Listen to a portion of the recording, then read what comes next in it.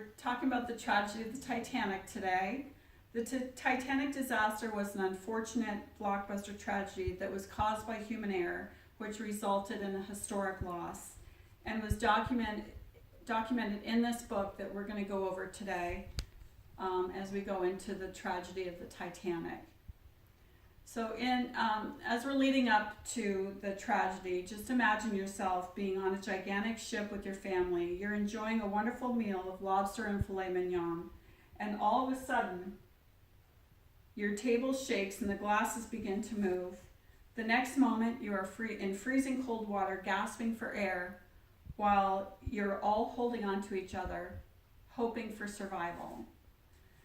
This scene was depicted in The Wreck of the Titan by Morgan Robertson 14 years before the actual tragedy took place.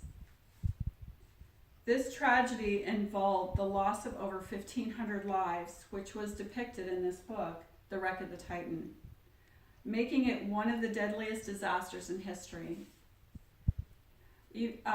Let's first look at what the Titanic was about and what caused it to sink. The Titanic was set apart in its own class. It was built to be a 5-star ocean liner. People were saying at the time, even God himself cannot sink this ship. There were 2 other ships made at the time the Titanic was built, the Olympic and the Britannic. And out of those 3 ships, 2 of them sunk, the Titanic and the Britannic, but the Olympic was the one that was able to retire in 1935. And the Britannic sunk actually in 1916 during World War I. So all 3 ships were built in Belfast, Ireland. And in the book, The Titanic, the extraordinary story of the unsinkable ship, authored by Jeff Tibbles, written in 1997, depicted the ship to be 882 feet long and weighed 46,000 tons. And so you can kind of get a relation to the weight and the weight of the ship in relation to 300 blue whales. 300 blue whales equaled 46,000 tons. And 21 blue whales in a lineup would resemble the length of this ship, the Titanic. So the Titanic was built to cater to the wealthy part of the population. People paid a pretty penny to be a passenger on this ship. The furniture was the highest quality and the fine dining was state-of-the-art back in 1912. And let's look at what caused the ship to sink after it set sail on April 10th. The Titanic was known as the safest ship to set sail until it met up with the iceberg, Mr. Iceberg. Everyone said that its impact with the iceberg in the North Atlantic Ocean caused the ship to sink before the rescue team arrived. So you can imagine most of that iceberg is underwater. So pretty much the entire iceberg was underwater. Just a peak was showing on top. So they really didn't know the vast amount of that iceberg being, underwater. They couldn't see it. So they most likely hit the iceberg underwater before they even hit the top of it. So its impact with the iceberg in the North Atlantic Ocean caused the ship to sink before the rescue team came, like I shared earlier. And according to the author, Hourly History, there's an author called Hourly History. It is an electronic ebook on Amazon. And the name of the book is The Titanic, the Story of the Unsinkable Ship. And some historians have cited 2 critical mistakes made in the design, stages of stage of the ship that would cost so many lives.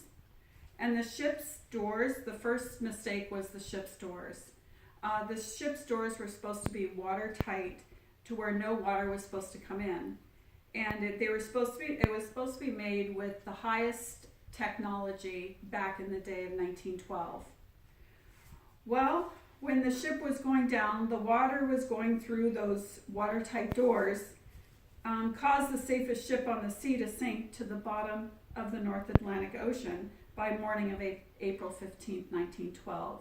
So those watertight doors that were advertised as completely sealed and you couldn't get water into them, the ones that were at the lower part of the Titanic, the very bottom, they didn't work, and because they didn't work and the water got in, I guess it caused the ship to completely sink. So that was the main point on why this ship sunk, and which also caused as the ship went down, everyone scrambled for a lifeboat. There were not enough lifeboats to go around.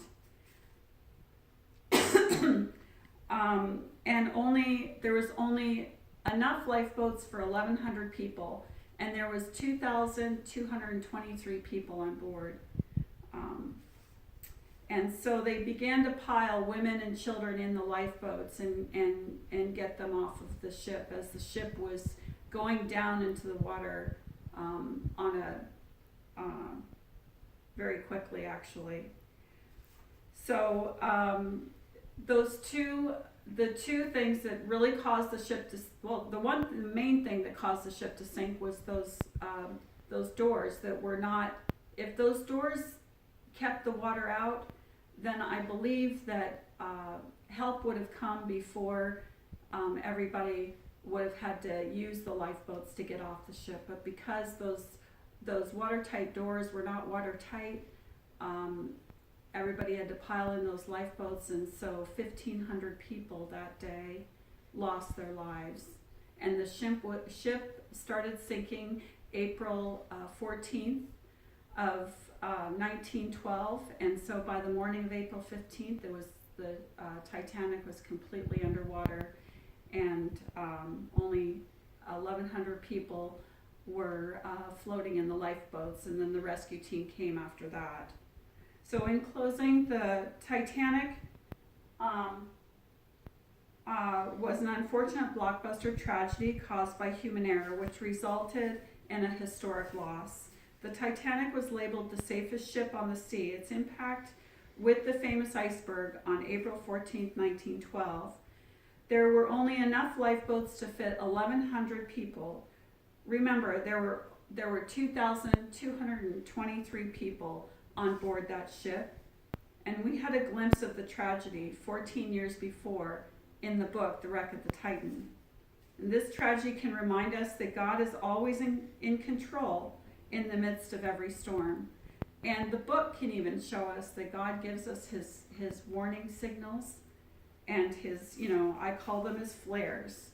A flare went out 14 years before the tragedy happened, and it was depicted in that book, which gives me goosebumps today, just knowing that's how much God is in control.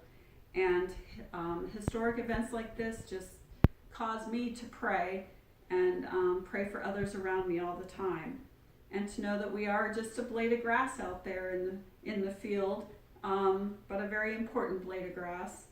And over 100 years have now passed, and we can look back and see lessons learned from that awful day. We can also continue to look ahead at historic events like this one, and it can cause us to have a spirit of prayer and to continue to pray for those around us. And that's my speech today on the tragedy of the Titanic.